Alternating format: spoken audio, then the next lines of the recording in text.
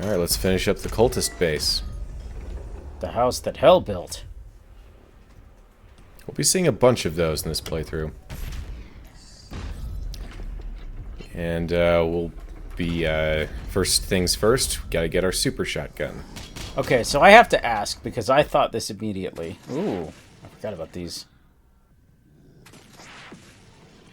Yes, the engineers from 2016, but now they're cue balls.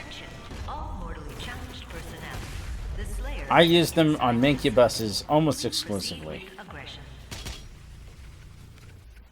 They don't show up too often, but yeah, they are overwhelmingly powerful, basically taking out anything in one hit.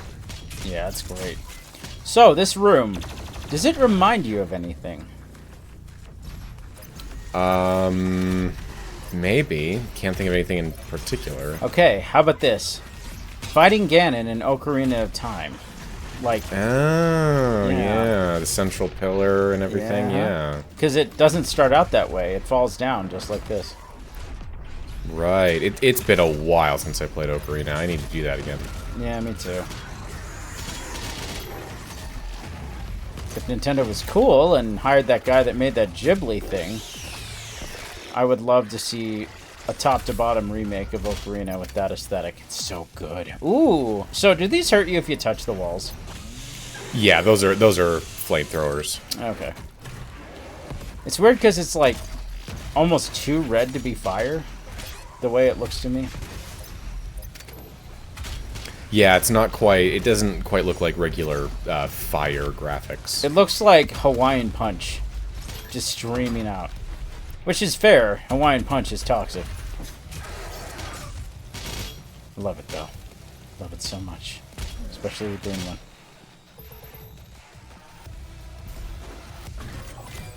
Alright, so, just a couple of things that I remembered from last part. So, you may have noticed that when I started playing Doom 2, it was already unlocked. That's because I did it on a previous save, and you don't have to put in the password again if you do that. Oh, that's handy. I didn't know that. Yeah. So, going back to Exultia with the timeline shenanigans, Doom 2016's most iconic bit of narration is in the first stage, in the first battle, when the shadows first lengthened, which to me, when I played 2016, seemed to imply that Doom Guy had been ravaging hell just about as long as it had existed. Right. Or at the very least for a really long time, but now it's like, a century, which I'm guessing by hell standards is not very long. Yeah, it's weird because it's like maybe a century here, but if the Doom Eternal thing is saying that Doom Guy is the same Doom Guy from all the Doom games, that implies maybe it has been a really long time, but for this particular timeline, it's only a few centuries. I don't know. It's weird. The only decent explanation I've ever heard is that hell has some kind of temporal issue, like, 1,000 years inside, 1 year outside, or something like that. Right. I don't know what it would be, but I'm guessing time is just screwed up. Because later we do learn that the Dark Lord is over a decillion years old. Okay, that's a big number.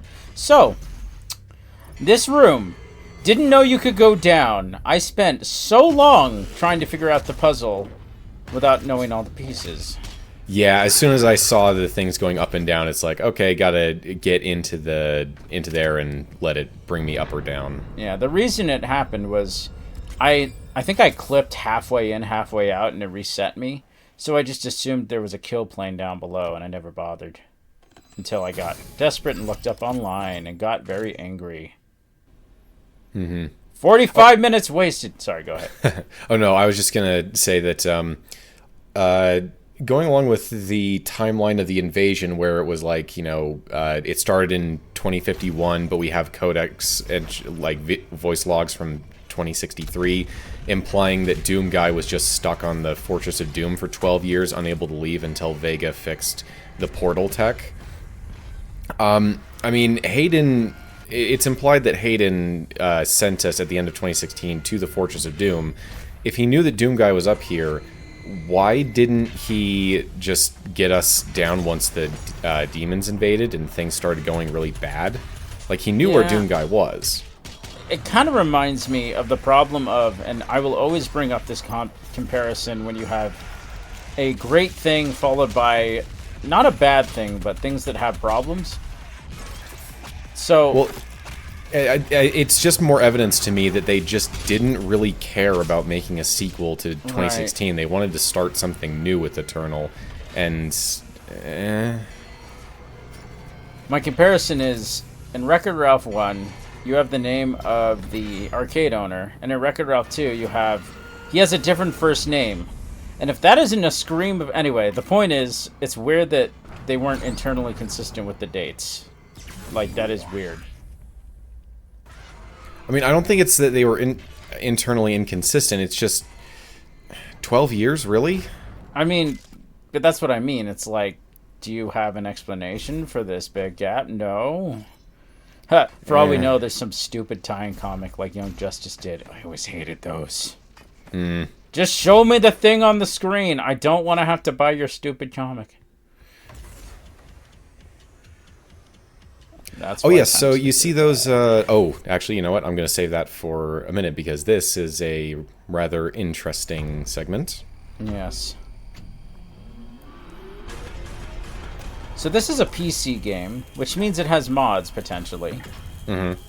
I would love to see a mod that let you play through the entire game somehow.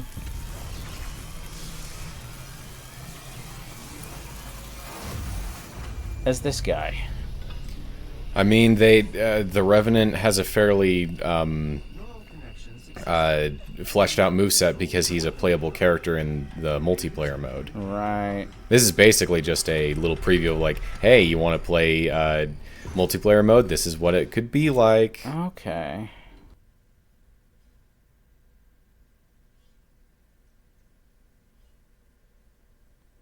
Because honestly, playing this guy every time, the damage output is kind of tremendous. Yeah, the whole thing about the balancing in the multiplayer mode, because it's two demons versus Doomguy, is that Doomguy is so fast that getting a hit on him is very difficult, and he also has all of the means to get like vitals back. So if he stays still for any length of time, generally speaking, the demons can just take him down immediately. Right. So we're to assume Doomguy is mind controlling this Revenant, right? Oh yeah, we're still from his first-person perspective. Right.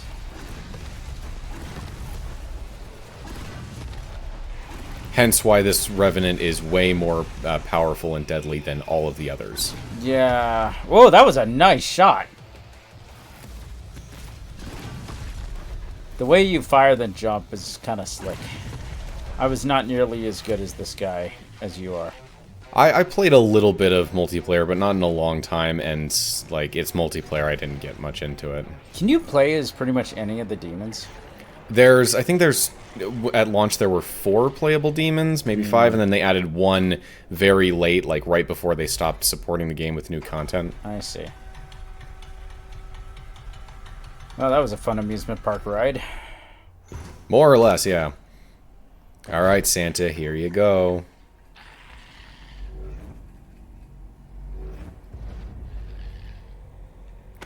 Here's your present.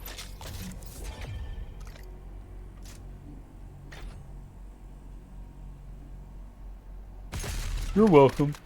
Yeah, no, literally everybody did that, but like, what else are you gonna do when they just hand you the super shotgun? I didn't the first time, because, I don't know, he did me a solid.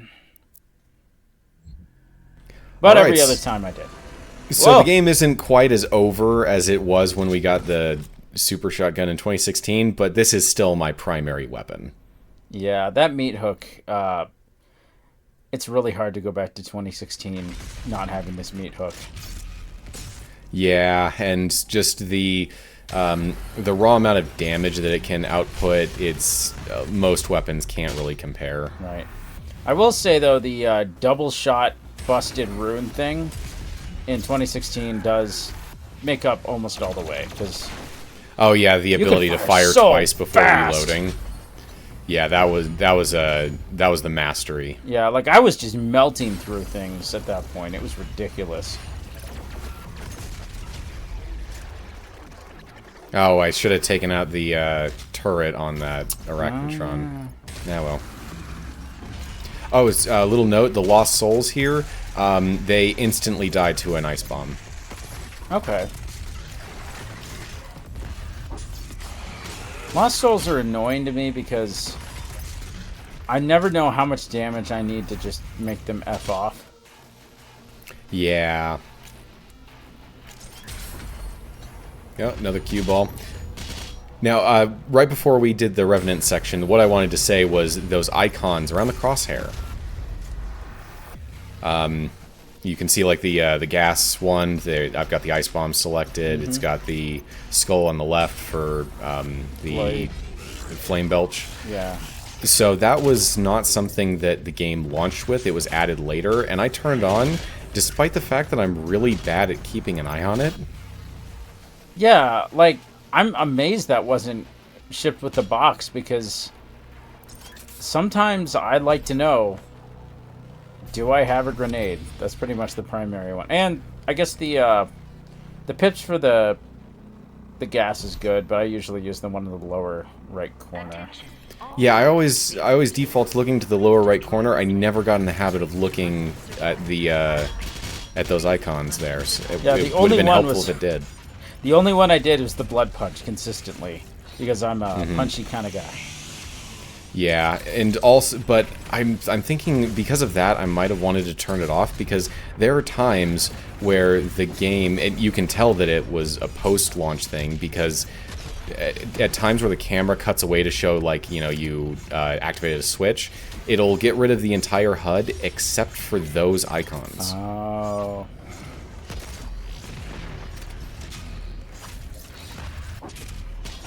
Oh! Glitched out of the environment for a second there. Wait, you did or the guy did? I did. It repositioned me for the glory kill slightly outside. You could see the skybox. Yeah, out of bounds glitches are fun, and the basis of almost every speedrun. This room is cool. I'm not sure what this thing floating in the middle is, but I like it. So that is the face of a thing that we'll see later, I believe. Yeah, we see that skull design a lot of places here. But I mean specifically something coming. I mean, we're not even in the Doom Hunter base yet. I know it's this level. So the way I look at this level, it feels less like two levels and one really long level a lot of times. Yeah, it's definitely like a part 1, part 2. Man, I miss Halo 3's gravity lifts. Oh wait, Master Chief Collection has a better forge. I should mess with that sometime. That I can make my high school drawings of the crazy tube map come to life.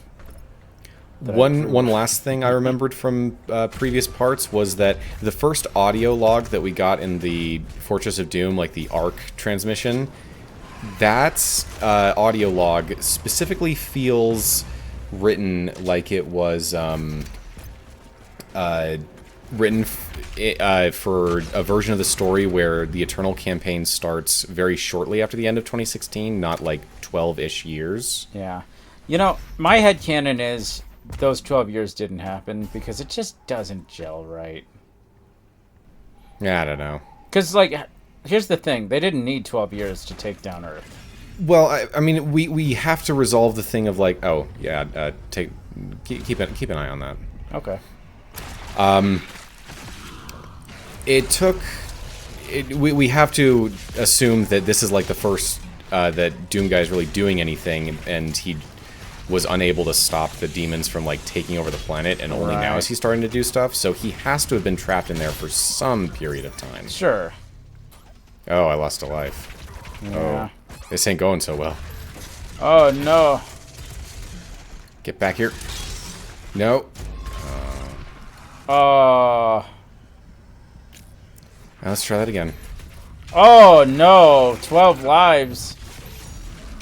Yeah, I had to do this a couple of times. This is probably the hardest. Eh. Yeah, that's awful. Yeah, so that I would say that might be the hardest challenge in the game, just for its difficulty, given how early we are in the game and how few tools you have. Yeah, I kind of. I remember it being. I remember it being hard my first time playing the game. Yeah, I took the road I took the easy way out. Came back with all of this stuff and one-shotted it. So.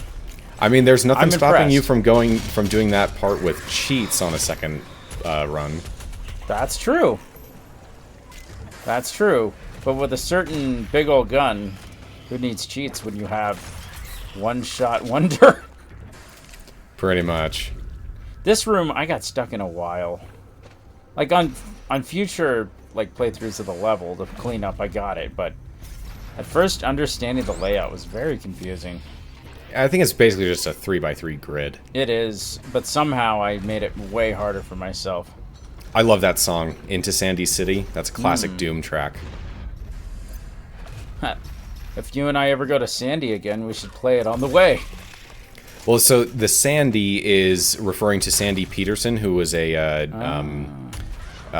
level designer for the original games, and he's also notably a member of the church. Oh, that's neat. John Romero, maybe I mentioned this in 2016, but John Romero even asked him during development, hey, are you okay making this game with demons and stuff in it?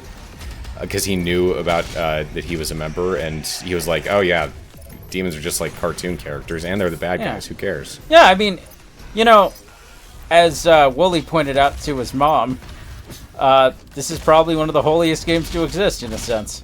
Oh yeah, we're stopping the demons from doing bad things. Yeah, you're anti-bayoneting all over the place. Mm-hmm. Yeah, I almost made it back. Mm-hmm. I almost feel like Doom Guy would give Bayonetta some respect because she doesn't like the demons. She just does what she's got to do. I mean, her primary enemies are angels, and Doom Guy doesn't like angels either. Mm-hmm. Hey, it's the guy. This is the third and final Easter egg of the dope fish in this level, so thank you, dope fish. Yeah, I'll bring it up later when it's more relevant, but speaking of the angels, the grotesqueness of the demons and angels in this game do remind me so much of Bayonetta 1 and 2. There's a lot of comparisons. Mm-hmm. So it took me... hopefully the comparison between Bayonetta 3 and Doom the Dark Ages will not come to pass. Please, no. Because how many times... Stick the landing with the third game. I'm begging you, Doom. It's like... It's so iffy. Yeah, it seems like the third game in a trilogy is almost always like... It's either... It's always... It's amazing, it's okay, or it's just terrible. Like, I've never seen anything... I mean, that's kind of everything it could be. That's true. That's true. So I'm thinking of Devil May Cry, where the first 3 games, the second one was the one that was just awful. Yeah, that happens. That happens. If I would say that in most cases, the third one usually ends up being the one that's just kind of okay, like Return of the Jedi. Yeah. Compared to the first 2, it's just like, oh yeah, it's the third one. Yeah. I would argue that's the case for the Metroid Prime trilogy, even though I love Corruption. There's a lot. So the more you know about Corruption's development and whoa, I forgot he can go on the roof. That the more you learn about what they had to cut out, the more you're like, oh, this could have been just unbelievably good. But the same goes for Prime 1 and 2, so what are you going to do?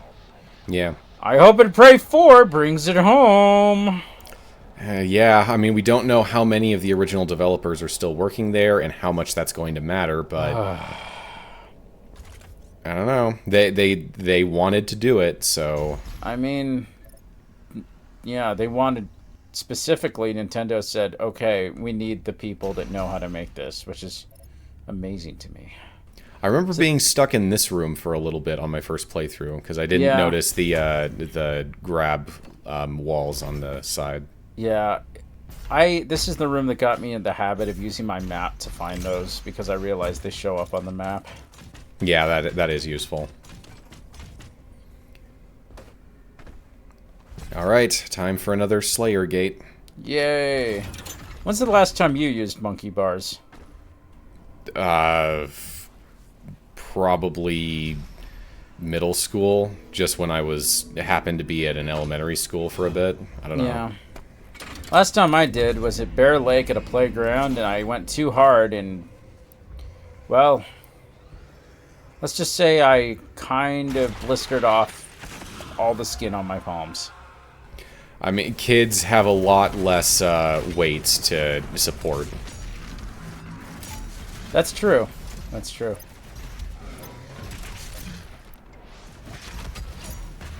I wish I could get that good gene that lets you hang on to your crazy baby grip strength that monkeys and apes never lose. That would be nice. So I felt like this Slayer Gate went pretty well. Yeah. So I'm assuming that's the Mancubus's heart, right? I think it's been referred to as its heart core before. Heart core, okay. So I always like making the heartburn joke.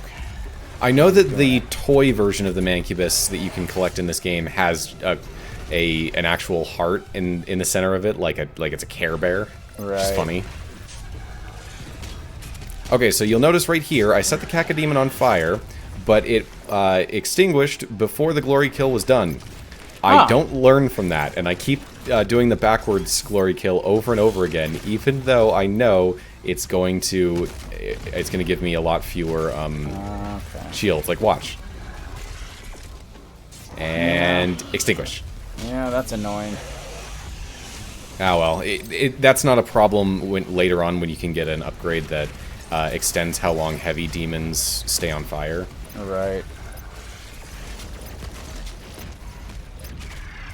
Yeah, I kind of... Sorry, go for it.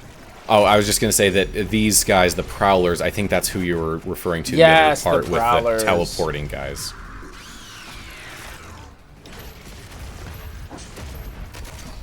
I don't remember them using that.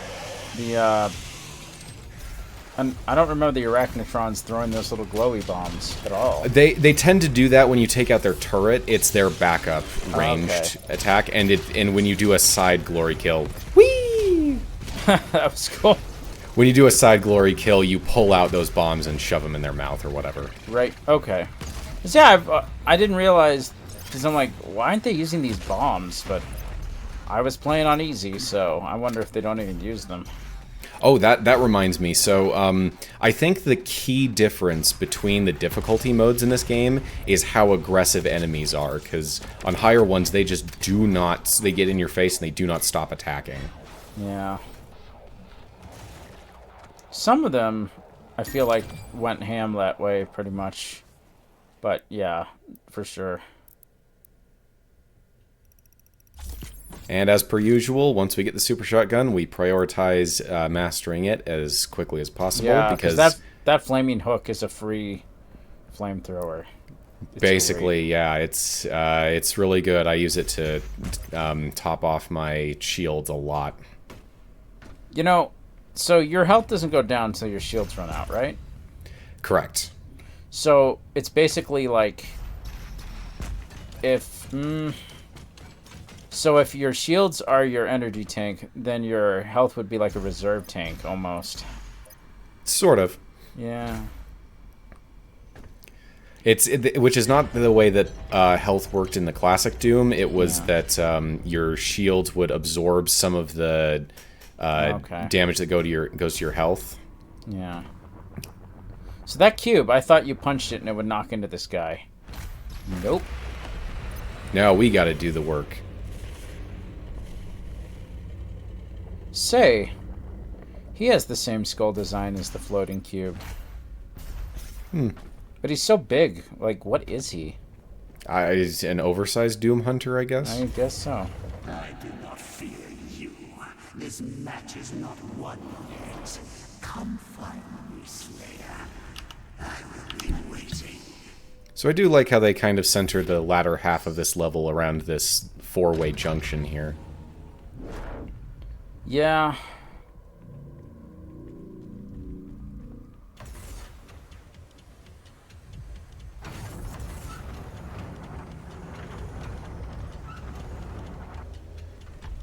Is this... let's see.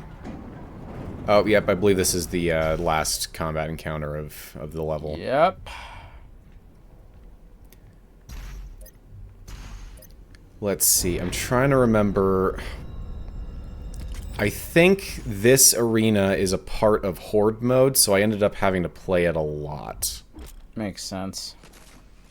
So yeah, Horde mode was added in a post-launch update. Oh, so now the game is like, hey, you got everything you need now. Yeah. Horde mode was added in a post-launch update not long before they ceased regular support. And, yeah. Oh, just those views there spoil some pretty late levels. Yeah, they do. I Anyway. guess they figured that you wouldn't have the context for it to really be I spoiled. did not. Anyway, this is haste, right? Yes. So this speeds up your movement speed and your firing speed. Oh, I didn't know that. That's fantastic. But yeah, so originally the game was announced to have a Dark Souls-esque mode where you could invade people's campaigns as a demon and hunt them down. That mode never happened. They instead said, okay, instead of doing that, we'll do Horde mode because we think people will like that more. Do you think that's what also inspired the Empowered Demons? The Empowered Demons was something that came out, I think, a little bit after release, and they were very clear of like, okay, this is not the invasion mode that we announced a long time ago. This is a much milder mechanic, but they were related. I would have loved to see that come to fruition because I can only imagine the amount of griefing people would have done if there was like... Imagine if there was no cap on the number of demons that could do it, so... There would have been. I imagine that at certain points they would allow 2 people in. Yeah. But I can only imagine that they wanted to do it, but then were coming across some really bad technical issues, especially right after the game launched and COVID happened. Oh yeah. And that's when they would have really gone into overdrive trying to make that feature, and they were like, let's just make Horde mode. I waited so long to play this game that COVID came and went. So, yeah, I wait too long to play video games these days. I'm a busy guy, what can I say? Well, the Steam summer sale just started, which means that my informal entertainment budget is going to get stretched pretty thin here. I bet. I'm glad you said that, though, because there's got to be at least one I can pick up for cheap that I want. The Sexy Brutale is only $5, so I'm probably gonna get that. I'm sorry, what? The Sexy Brutale... Oh, have you never heard of that one? So the name is intentionally weird. It's like it's a time loop game, but it's at like this ritzy masquerade. Okay. So like think of the Sexy Brutale as like the Moulin Rouge, like a femme fatale, but I think it's the name of like the theater or the place. Oh, I missed a secret encounter. Yay! But yeah, I think that's just the name of the place where it takes place. Okay. The game. But yeah, it looks like a really cool time warp game. I've heard great things about it. That's cool. I'll have to check it out. So now we get to actually use fast travel to get something. And the super shotgun. Because I don't think you had it yet? No, I have it. No, I mean, when you first encountered this secret encounter. Oh, maybe I did? I'm not sure. Yeah. Oh, I think the reason why I was standing there for so long was because I was like, oh, I'll just cut here from the fast travel, and then I didn't do that. So that's one nitpick I have. The shotgun is my designated killing cacodemons weapon. So whenever I have the super shotgun, I'm like, okay, I'll switch to the shotgun if I have to, I guess. Mm-hmm. Although eventually, when I got the stickies all the way mastery, I was realizing you can just output a stupid amount of damage really fast when you drop in like 10 stickies. Yeah. So that last kill in that secret encounter, I'm kind of proud of that one. Put a sticky on the ground next to the cue ball to have it fire perpendicular into the last guy. Man, I didn't know they were so versatile. So the tram in the first level, or in the first game, I was very disappointed we didn't get to see it. You know, we didn't get to really ride it. We just cut to when it was over. And they fixed that here. Thank goodness. But that's the end of the level. You went a lot faster than I did, I'll tell you that much. I know my way around Doom Eternal by this point, especially after all that prep work I did. Right, because that was... I've only played through it once. Well, you did really well. Yeah, these challenges at the end... I was mad when I literally couldn't get them sometimes. When I had to redo the whole level. Ugh. You can do the reload checkpoint to farm those. Oh, you can? Oh, I wish I knew that. Yeah, just like in 2016. Well, we'll see you next time. Bye-bye.